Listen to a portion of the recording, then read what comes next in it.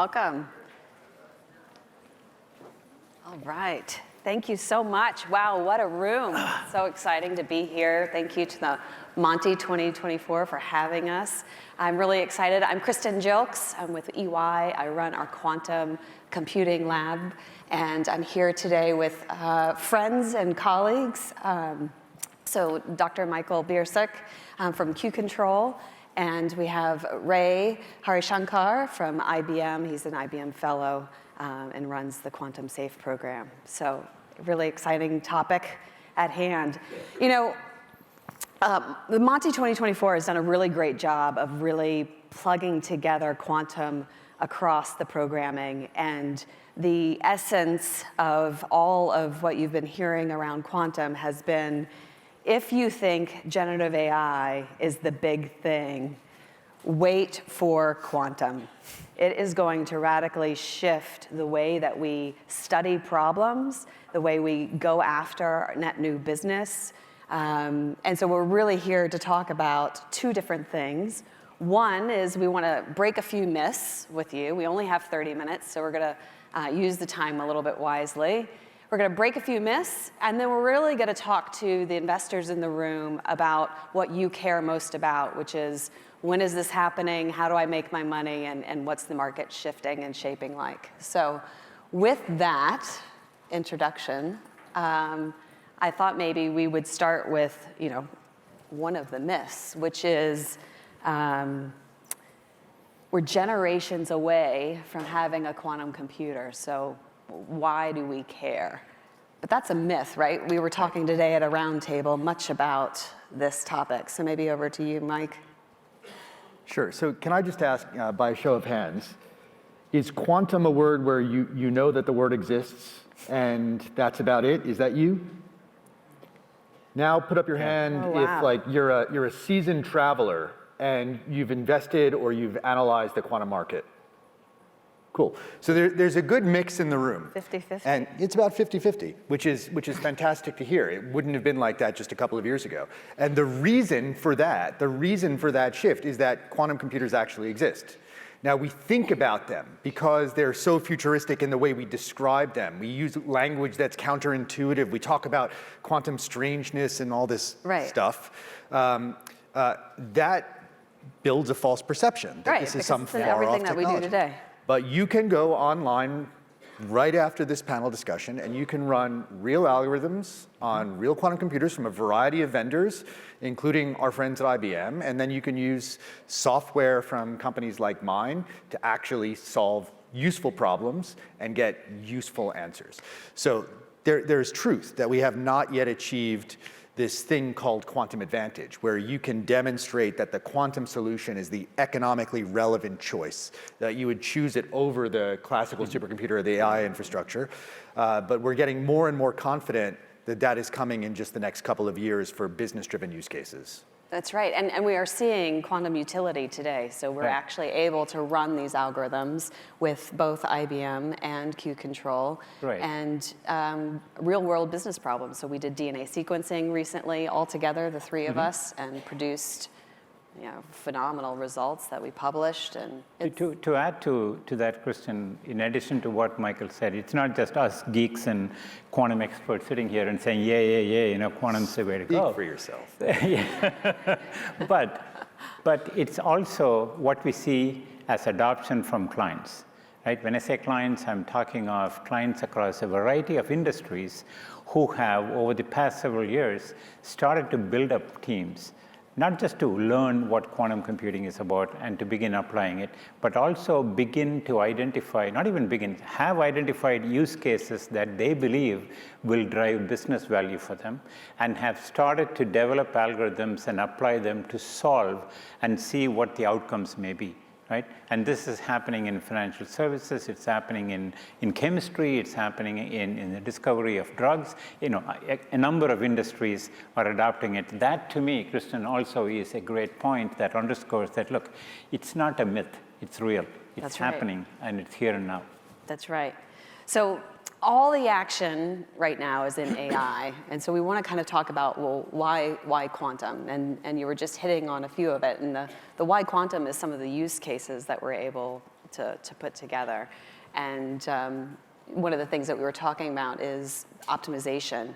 Optimization is in everything that we do. We optimize the way we got dressed this morning and got to the airport, and we optimize anything and everything. And it's not the sexiest topic in the world, but it's a $75 billion sexy topic, right? So if we can get better at it, why not? And quantum computers are being used today to solve some of those problems. But perhaps what else are we going to be getting good at really, really soon? Well, having talked about the positives, I do want to do this fear and uncertainty and doubt, right? The fun factor. I do want to touch on that, and I'm sure Michael will balance me out with the positive side of things. Because I focus, as Kristen introduced me, she pointed to the fact that I run Quantum Safe within IBM. You may say, what is Quantum Safe? Essentially, let me take a minute to sort of give you some context and background. Cryptography is the ultimate line of defense for any enterprise. Why do I say that? Any digital communication that you undertake as an individual, as a consumer, as an enterprise, depends on cryptography that encrypts the messages that you send or encrypts the data that you store. Essentially, there are two types of cryptography.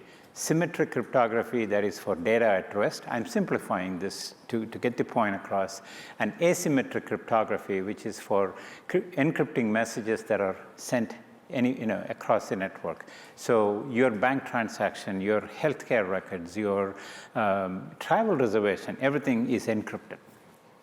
Now, one of the use cases of quantum computing, there are use cases where quantum does what classical does better, and you could argue that our optimization is one of those. There are use cases where quantum solves a problem that cannot be solved by classical computer. And this factorization is one of those problems. What do I mean by factorization? If I gave you a number 65 and said, tell me the two numbers that you need to multiply to make up that 65, immediately you'll say 13 and 5, easy.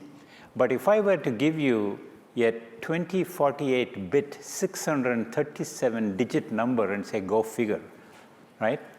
No classical computer on Earth, even the fastest supercomputer, can solve that in a million years, literally in a million years, right? Why do I say this? Quantum computer can solve this in a matter of hours. That's the problem that quantum solves that classical cannot. You may say, so what? The so what is this factorization, mathematics of factorization, is what is used in all of the asymmetric algorithms that we know of today. So all asymmetric encryption will be broken when a quantum computer of sufficient scale and maturity becomes available. So now back to your question, Christian, of what else is being done beyond optimization. This solving of factorization problem leading to the ultimate line of defense coming down is a critical scenario that we really need to come to terms with, right? Now, I can go on and on about this, but I'll just make one more point and yield to my friend here. And that point is, you may say, so when is that going to happen, right? Not us saying it, but many experts have predicted that early 2030s is when cryptography is likely to be broken by quantum computer. I'm not saying it will be early 2030s before you get business value out of quantum computing.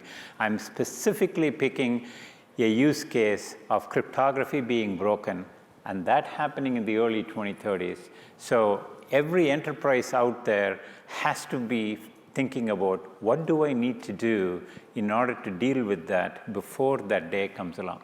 So let me pause there. So that's a long example of an additional, but yet in my view, very important use case quantum drives to the table. Thank you for that. I think I want to actually double down on this because it's more than just an important use case that sounds exciting. It is the use case that has built the field. It is the use case that has driven all of the government investment. And frankly, it is the use case that will continue to drive the investment in the development of these machines. So we're in this fortuitous circumstance where for many years, the only way to develop a quantum algorithm was to take a sheet of paper and write it down. And really, the first thing that was written down was an algorithm that breaks codes, right? That was the first thing. And I used to be in the DoD, and I used to work as a contractor in the intelligence community, and we were investing all the way back to the early 2000s in asking the question of whether these machines could be built. That continues to this day. That will continue for decades to come. The fortuitous circumstance is that while the defense sector, the intelligence side, is continuing to pull along the development of these machines with a clear use case that everybody is concerned about, we're finally getting access to machines in the intermediate time that are smaller, that aren't quite ready to do this. They can't do it. It's not ready for that. But now that we have access to those machines, we don't have to try to write use cases with pen and paper. We write use cases with quantum computers. Yeah. It's a real transformation, and it's just like when the Commodore 64s started coming out in the 80s, and then the Apple IIe, and people at home could start writing computer code, and that led to this giant boom in the IT sector. The same thing is starting to happen now, and you know, it may look like it based on the last discussion and then the composition of this panel, but it is worth giving IBM some very serious credit, because they put a quantum computer on the cloud in 2015 or 16 at a time when it was like tiny and it couldn't do anything, and frankly it didn't work that well. But they got started, they've turned that into a whole cloud service that is reliable and has high uptime and allows companies like mine to develop infrastructure software that now makes it easy for everybody to get access to these machines and run useful workflows. That's what's driving the big use cases now. And it's beautiful because democratization is so important when the world's population only has 20% of the world's population only has access to advanced compute. And so having leading firms like IBM put a quantum computer on the cloud so that any student around the globe with access to the internet can start running these use cases. Right. It's really, really important for the field to have that democratization. So one of the other last myths that we wanted to bust before we went into kind of really the market focus for the investors in the room was the notion that to invest in quantum, it has to be with NVIDIA or IBM or the stock of those companies or any of the other big techs, but that's simply not true. So can we bust that myth? Well, they can invest in IBM. Yeah, of course. No problem with that, right? So let me say that. No, but jokes aside, again, I'll let Michael start with that because I obviously have a bias to you. We're all selling our own book, obviously. The field was driven for many years by academics and national labs. Yeah. And then the early industry investment came from large organizations like IBM and Google that could invest in long-term research. Yeah. And more recently, we've seen a change. Now, many of you will probably know that there was a wave of early quantum technology startups. Many of them have not panned out the way people had hoped. And frankly, that came because there was a very simplistic view of what we needed to do. Just you make an application and you make a computer and everything is going to sort itself out. Everything will work. And I think we kind of got the ordering wrong. But now that there are various platform vendors, AWS has Bracket, IBM has IBM Quantum Services, and then you get infrastructure software providers like Q-Control that make this technology accessible to people with conventional IT skills instead of people who are quantum physicists like us. I think that is a big change. So the opportunities are, in my view, now emerging for new classes of investable companies that can actually show the value of the IP that they've developed over the last however long in research. And then the last critical component of that supply chain is actually taking the product and applying it to the business case. That's exactly where I was going to go. To pick up from Michael, yes, there are a lot of new areas, white space, where you can innovate to build up the capability. I think where I see this fanning out and applying at scale is on the application side, where I think human ingenuity is actually the only limit which will stop us from being, how much we can, innovate in this space, because there are a whole class of problems that are waiting to be solved once you have a reasonably, purposeful quantum computer, and that application is where I believe the investment is going to be. There are, there's research being done in battery technology. Batteries, yep. So, right. that's an area that one may find, innovative application. There are new materials yet to be discovered, because there is no way you can three-dimensionally model anything today because of the limitations of the classical computer, whereas you can't even visualize a coffee molecule. You may say, why is coffee? Well, I like coffee and I want to improve the quality of coffee. That being an independent thing. There are new materials that you can discover. There are new drugs you can discover. So the application of this, Kristen, across the various industries is where I think we're going to see a whole lot of innovation pop up. Well, we are genuinely using quantum mechanics to create a future that we don't know that exists today. So there's questions that we don't even know how to ask that quantum is going to be able to solve for. And that's what gets me excited every day to wake up and be in this space, is the cure for cancer, the cure for my son's rare disease, the cure for how to get your coffee faster. Look, I think it is worth saying, quantum computing is not magic pudding, right? Yeah. It can't do everything and anything, and it doesn't just fix all problems. But there is a change that I was alluding to before, and the change is that for the first several years of industrialization of quantum computing, algorithms and applications were driven by people who specialized in a field called quantum information science, which is like quantum computer science.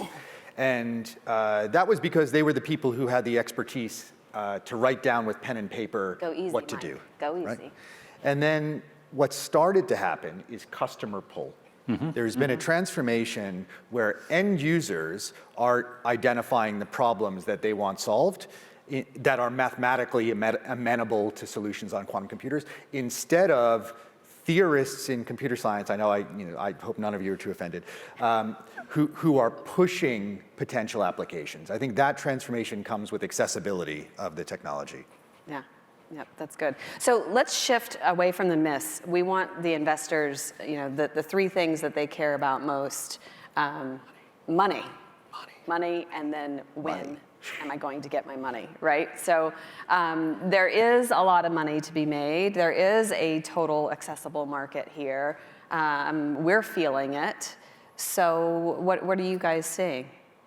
Well, BCG says the opportunity is $850 billion by 2040. They recently upgraded to like 1.3 trillion by 2035 or something. This is the net market value, and it's because there are so many problems that in the long term, like the cryptography example that was given before, and in the near term, simply are underserviced by existing solutions.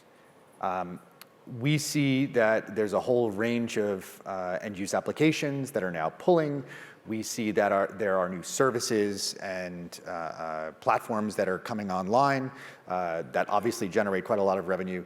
But because of the breadth of impact, that's why we're very bullish on the overall opportunity. It's why I've dedicated my entire professional career to this field. To add to that, clearly there's a lot of money to be made, but there's also a lot of investments that need to be made in this space as well. And when we were chatting earlier, we talked about I think it was a McKinsey study that was published in 2022 that called out that the disparity in investment in quantum computing across some key countries. Just to put things in perspective, I think in 2019 there was a total of about $300 million of investment, whereas in 2022 that grew to $2.35 billion of investment. So there's significant growth in investment. At the same time, commitment from major countries towards quantum computing in terms of investment, China is at $15.3 billion. European Union is $7.2 billion.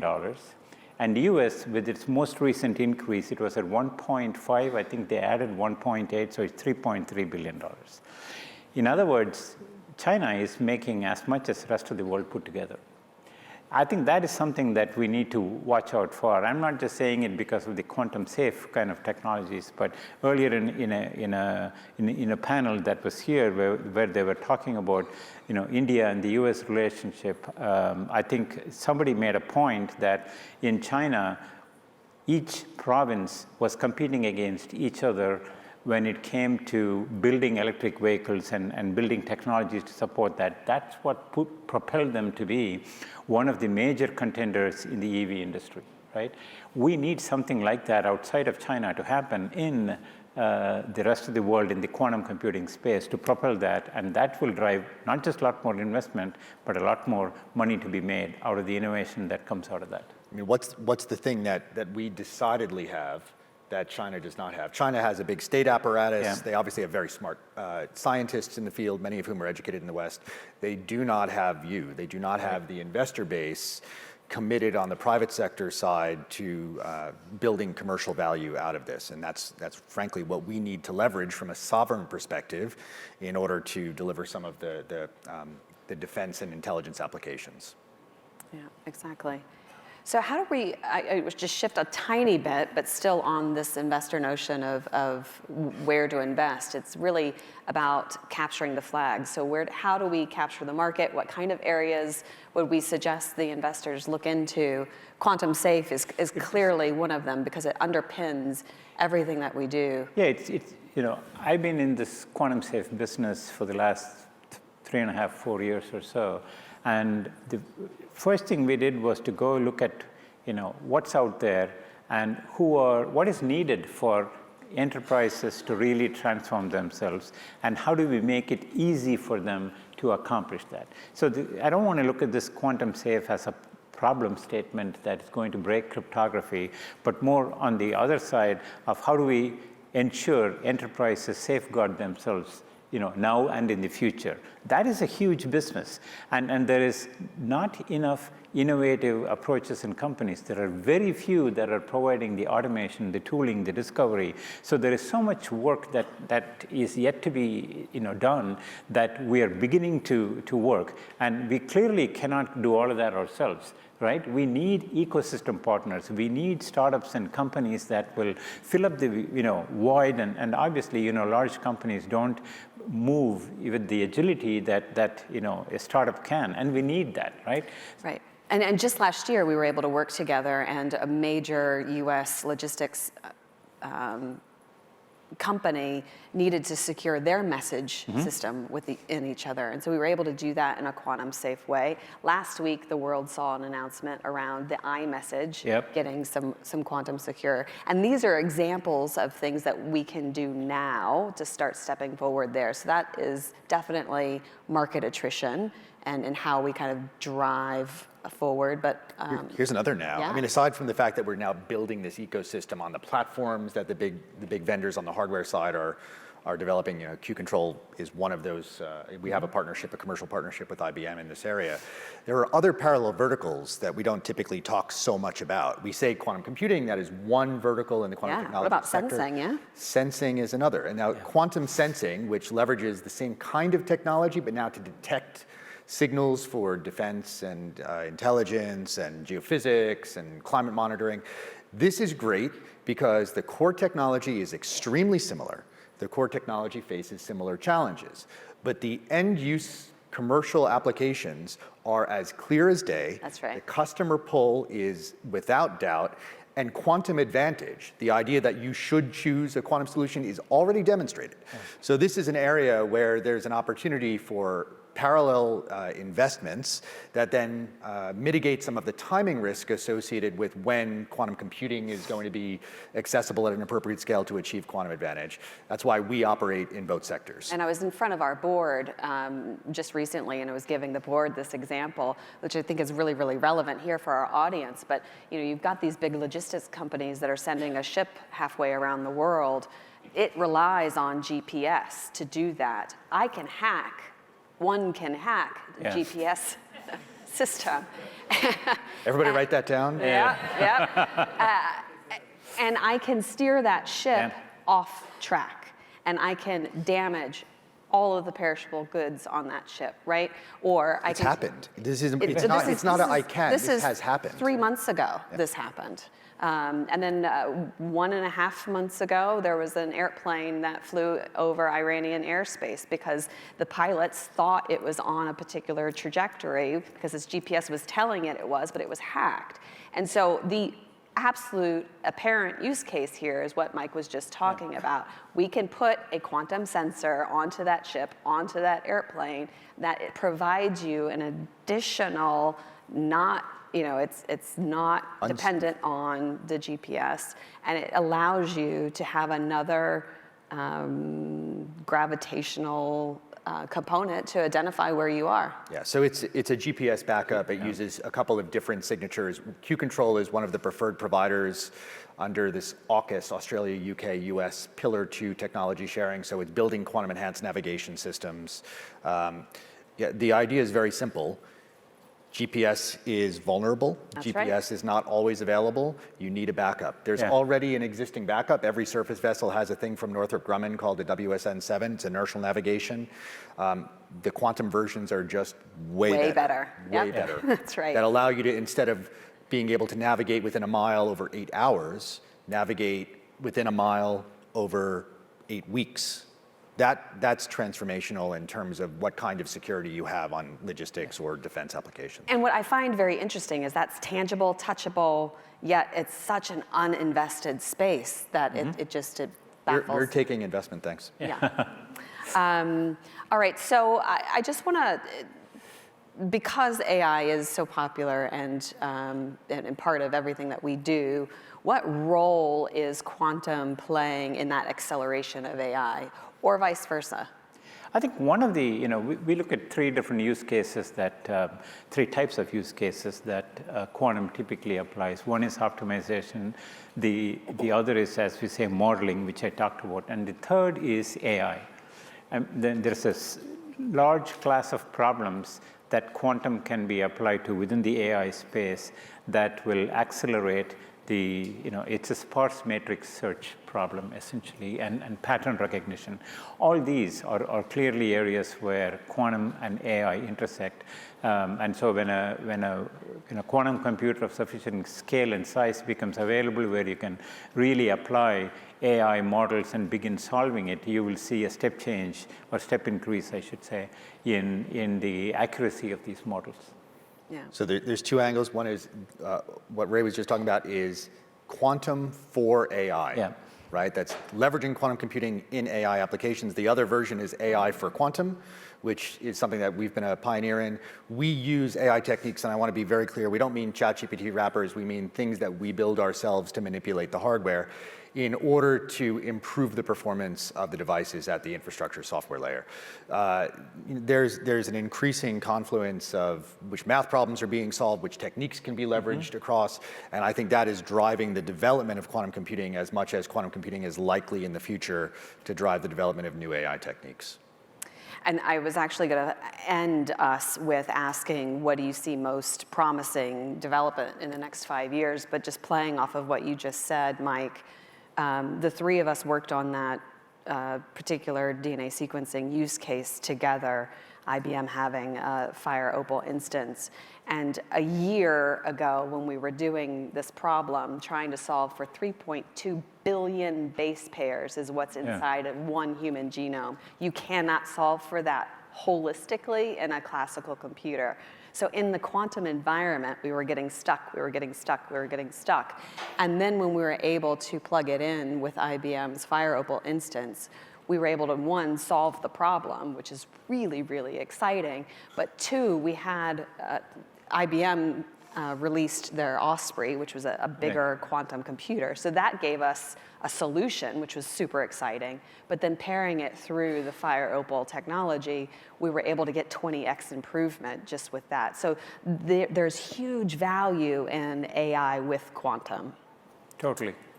And I know we are out of time, but pharma, drug discovery, and you talked about DNA sequencing. In my view, those will have significant impact, or they'll yield significant impact in the next 5 years that we all can feel. So I'll give you one to end that's a lot more speculative. Quantum IoT, convergence of quantum sensors that keep data in the quantum domain instead of converting it into classical. Quantum networking, which you'll hear about for distributing quantum coherent information, and then quantum computing. We know with actual proofs that enables extraordinary improvements in the efficiency of, say, model training for AI. That's a big ask. There's a lot of development that has to go in there, but that vision of this fully networked quantum technology space is extremely exciting. Well, thank you, panelists, right. and I hope this gave you some excitement of where we are in the industry. Quantum is here now. We can make use of it. We really value your time, and thank you, Mike and Ray, for joining me today. Thanks. Enjoyed it. Thank you, guys. Everybody. Awesome.